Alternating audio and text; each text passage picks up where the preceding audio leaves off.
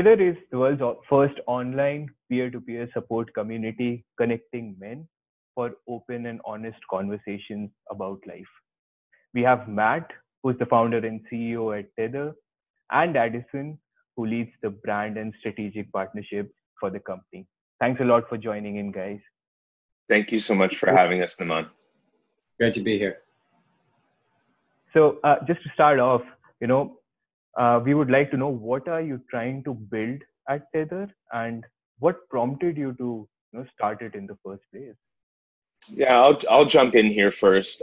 So what really prompted us to build Tether was our own life experience. In January 2018, I mean, I've been dealing with mental health and wellness issues my entire life. I always had anxiety. I would go through these really serious bouts of depression. And I always felt like I didn't really fit in the world, right? And that I had nobody who truly understand me. And then in January 2018, very sadly, one of my best friends passed away suddenly. And he was one of the very few men that I knew in my life that I could actually speak with about what was going on with me. And it left this huge hole in my life. And I went into like the deepest depression I've ever known in my life. And it was like very different. I was suicidally depressed for a long period of time. I couldn't get out of bed. I was working as a portfolio manager at a hedge fund at the time. Okay. I had to go on mental health leave at work. I couldn't do my job. And so I went from this very successful person with a CFA. I was raising millions of dollars for a hedge fund. It looked really great on the outside. I owned a home, all of this stuff. It's like, checking all the boxes. And then inside, I'm just like completely empty. And what I realized was, first of all, that I was feeling unfulfilled in my life. And two, it felt like I had nobody that I really could connect with and speak openly about what was going on, especially not the guys in my life. I could kind of, I could hint at what I was going through with people, but it was very difficult for me to actually really, truly open up. And this didn't change until one of my friends, who was actually, interestingly enough, training to be a therapist at the time, said, I'm actually going to be joining this men's group, and I wonder if you want to come with me. So this was like a peer support group, no therapist, just guys getting in a room together and really digging into what was going on. And in that meeting, I said to these men, I was like, I don't see a point in going on. I don't know why I'm on this planet. It just feels difficult and hard, and I don't know why I'm here. And as opposed to like trying to like fix my problem or be like, oh, you should like go work out more, maybe become a vegan or something like that. What they did was they held space for me, and they held that feeling that I was expressing in a very safe way for me, where I had never really felt safe talking to men about what was going on in my life. And that was really the first time that ever happened. If I fast forward a few months later, I went on this men's retreat. And again, I had this like incredible experience where like I was feeling so connected to other men. I felt like they really understood me. I felt like it was safe for me to finally talk about what was going on, and that there was all these other men that could identify with the feelings that I was having, and had either felt them at some point in their life or were currently feeling them. What was interesting is I had been waking up with panic attacks for about 10 months every day. Like I would just wake up and I was like in a panic attack right away. It was like I did not have a choice. And the morning after the first night of that men's retreat was the first time I was able to actually wake up and like just lie in bed and feel like any kind of peace. And so I knew that something was different. I knew that there was something here. And so I ended up coming back from that retreat on a Monday, driving home to Toronto. I sat down at my desk at work and I was like, nope, this doesn't feel right. And then on the Wednesday, I quit my job, and I've been building Tether ever since. And so what we want to do is I want to make sure that any man who is struggling like I was, and it doesn't have to be to the depth that I was struggling. There's so many, there's such a continuum and a spectrum of struggle. But I didn't want any man that was struggling or that felt like they had nobody to speak to. I never wanted them to have to go through what I went through to find the support that they needed. And so what we're building is we're building a peer-enabled mental health and wellness platform for men. And there's so many things that we're going to be doing with this platform, and it's like really super exciting where we are right now. But at the core of what we're doing is we are letting men know that there is a space that they can come to, that they can access, and that they can talk about what's going on in their lives, and it's safe to do so. And then they can connect with other men. So that's really at the core.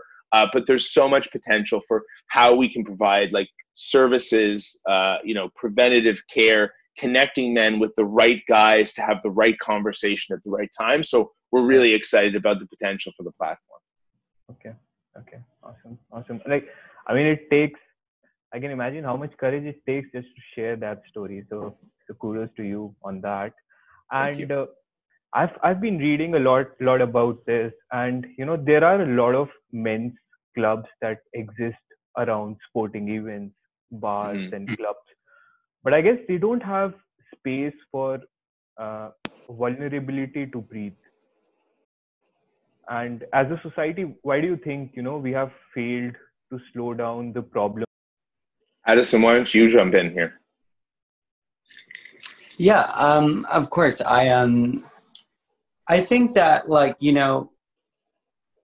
when it comes to men and mental health, at least what I've witnessed is that it really does a lot of the time take some sort of entry point or safe space or sort of designated area.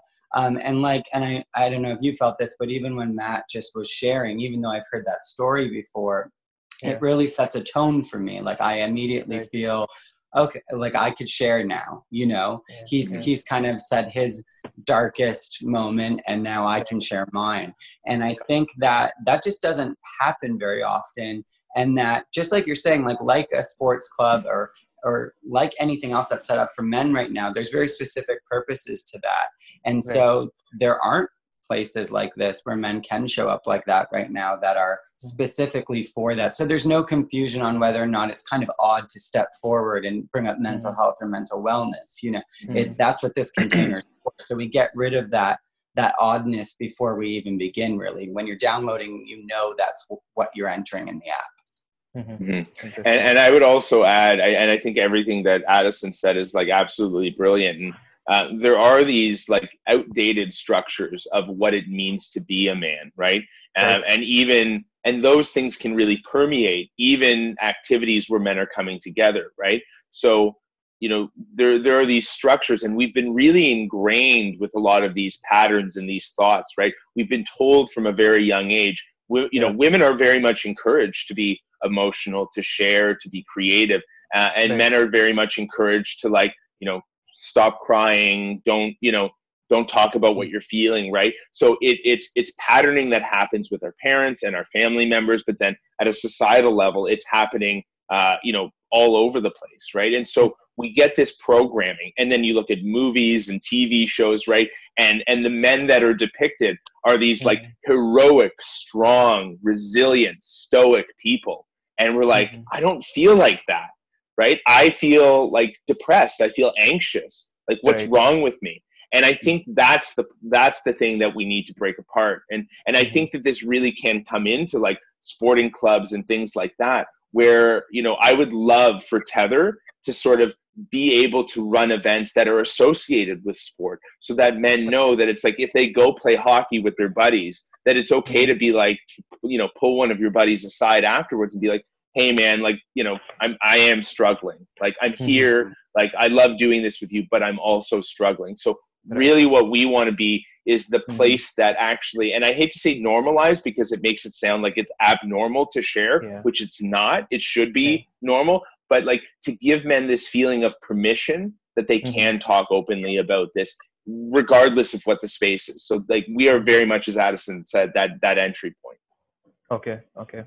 And there are, like, as you mentioned at the start of our conversation, you had been a part of a similar group where, you could share your feelings with other men. So I assume there are certain smaller groups that exist on different social media platforms where people can go and really share. Men can go and really share, rather. And so how is Tethr different from, these online groups on social media platforms? Yeah, and that's a great question. I think it comes back to this idea of being an entry point, right? Okay. I personally participate in groups. I personally have a men's coach. I personally do men's work, like specifically men's work, right? Like that deep emotional work. So I'm a huge proponent in there of that. I know that for some men, going straight from I'm struggling to a group like that may be a little bit too much, Okay. right? It may be like too big of a step. And so I never want any man to like not have the opportunity to do the work that I do that is so fundamental and core to my own growth and evolution and healing. I would never want them to not get there because they didn't have a place to start. And so what's super important about what Tethr is that we are providing that first little step that guys can take into this space, right? We're saying it's not such a big deal, right? And the reason and the way that we facilitate that is literally just through you being like, you're not obligated to comment. You're not obligated to post. You can just read, right? Yeah. So like, I think for a lot of men, that first step into this world is literally just going to be downloading it and being like, oh my God, there's other people who are saying how I feel. And then that encourages them to maybe be like, hey man, I felt this way too. And then they're like, wait, maybe I can actually reply, maybe put out a post. And then they put out a post. And it's like this one step. And we slowly start to build them to the place where like, oh my God, I feel so much better now that I've actually opened up about what's going on. And then they can actually go and do the men's group. Maybe they go to therapy. Maybe they get a coach, right? So men habitually underutilize services in mental health and wellness. Men are about 30% of the utilization of mental health services currently in Canada, right? So that means that they are underutilizing mental health services by about 67%, right?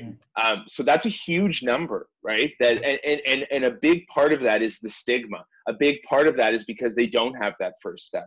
A big part of that is this fact that there's this isolation because they don't see other men going through and identifying with what they feel. So if we can actually just provide that first step, suddenly the entire world opens up to them, right? And suddenly they may feel comfortable actually going to that group. So that's how we are different. And I think how we also lead men to those spaces that they can actually do that work in.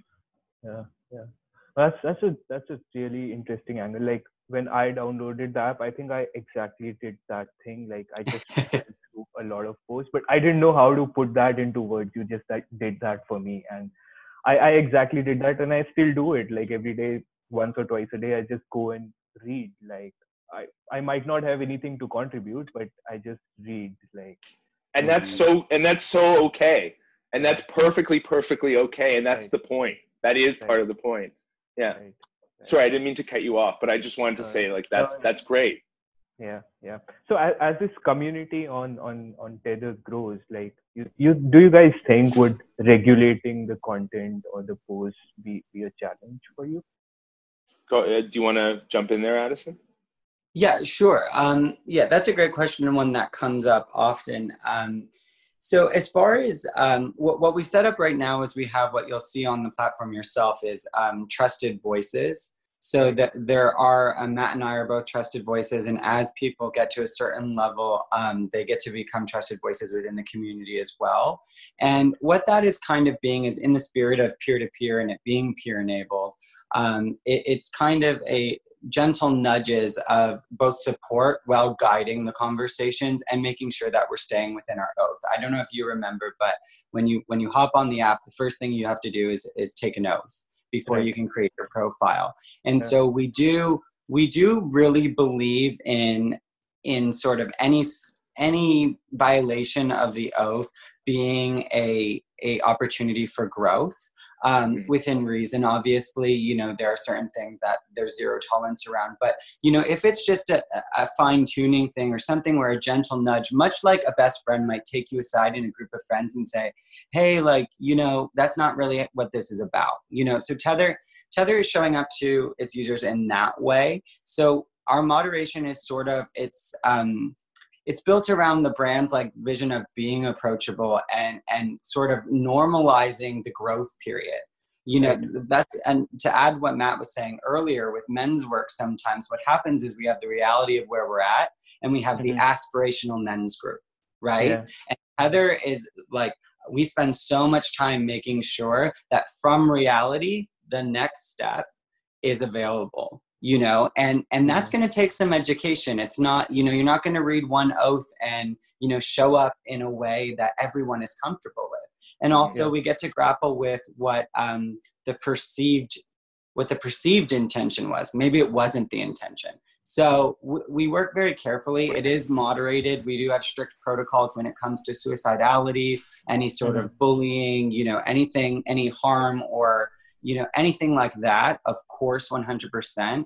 But I always like to say that, you know, it is somewhere where you can kind of find your way in how you share and how you support others in their sharing. And that's very important to us. And like Matt said, it is an entry point and then it grows with you.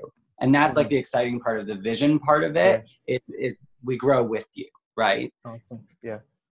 Interesting. So apart from the platform, you have started a meditation series on Instagram as well. I recently saw that. So is that part of a bigger ecosystem that you guys are trying to build? That's totally an Addison question.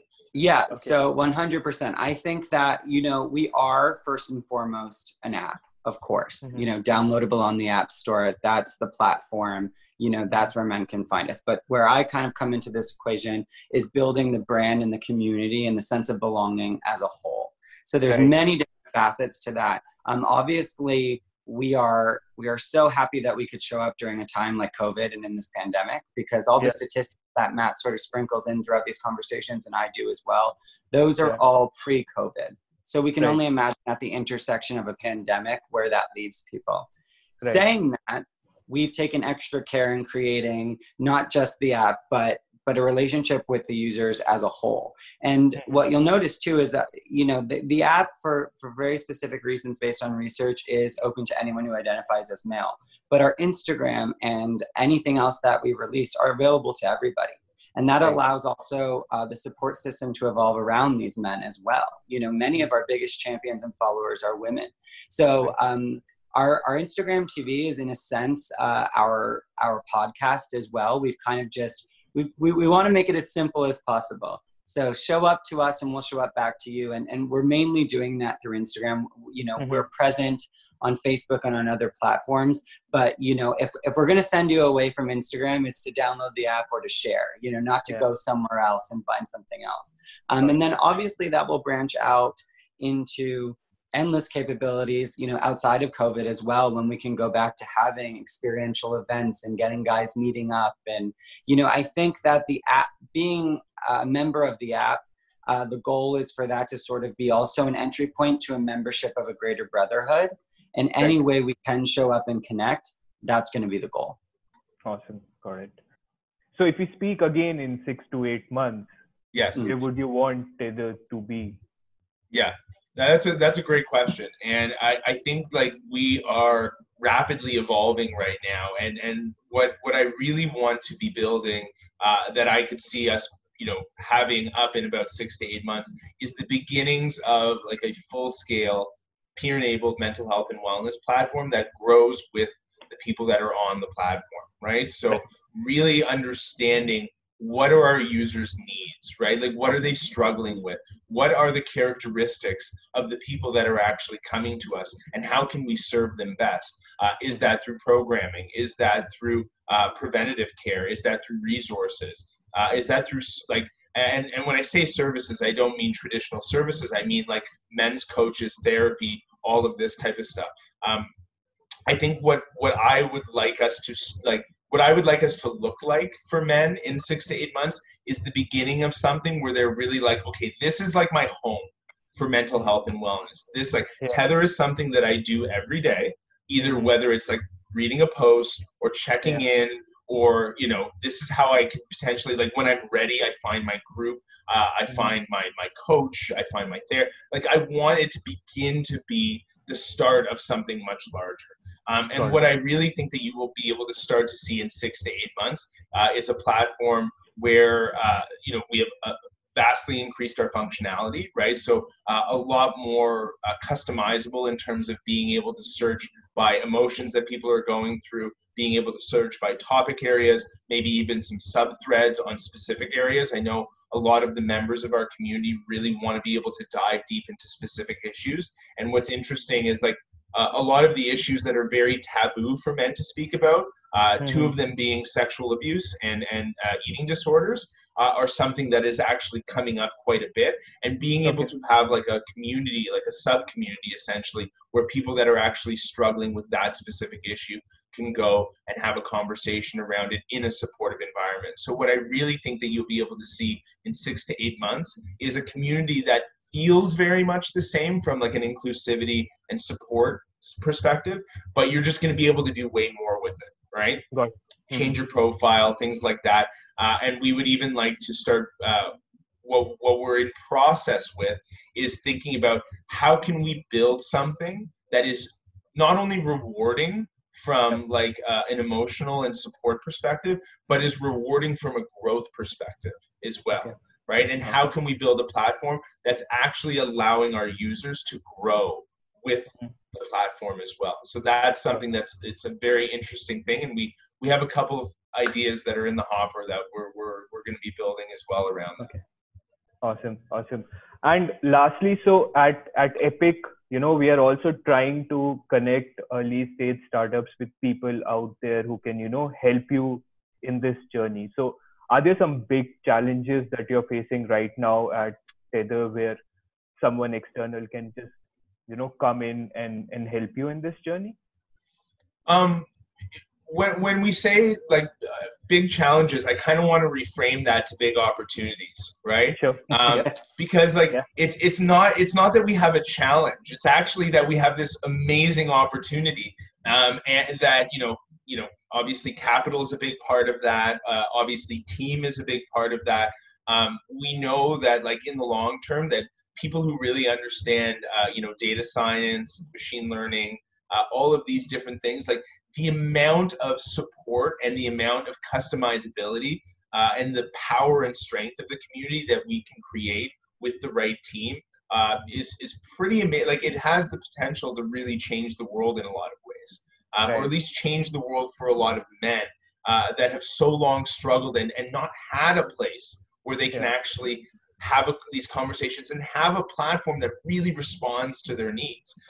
So, I mean, in terms of like resources, both human resources, financial resources, mentors that have built platforms like this, we are looking to speak with everyone right now. Like, I will always say yes to an opening conversation. I always love to hear what people have to say. And so I think if we just talk about this as like an incredible opportunity to build something that can really, I think, massively impact, that can massively impact millions and millions of people in like a fundamental way. And the most interesting thing that we're seeing, and this is starting to come up in my conversations with users, but they're using Tethr every day. And can you guess what the other two things that they're using every day are on their phones? No, I have no idea. Facebook and Instagram. Okay. Oh, okay. Those are the three apps that they use every single day. They check in with Tethr every day. They check in with Instagram every day. They check in with Facebook every day. Okay. People are coming back to this naturally because it is giving them something meaningful in their lives. It is giving them community. It is giving them engagement. It is giving them support. And it's giving it to them in a way that is very different from these other platforms, right? But, and I'm not saying like we're not a social media company, right? We're not a social network. We are a peer-enabled mental health and wellness platform. But there is something that we are giving the men that come into the platform. There is this connective thread that we are giving them that is making them feel like they are part of a true community, a true brotherhood that they can't really find anywhere else. So to be able to have the resources, the people, the expertise, the mentorship that can help us, because the core is there, right? The feeling that people get from the community is there. And then it's how do we take that and how do we make it massive so that we can impact the lives of as many men as humanly possible.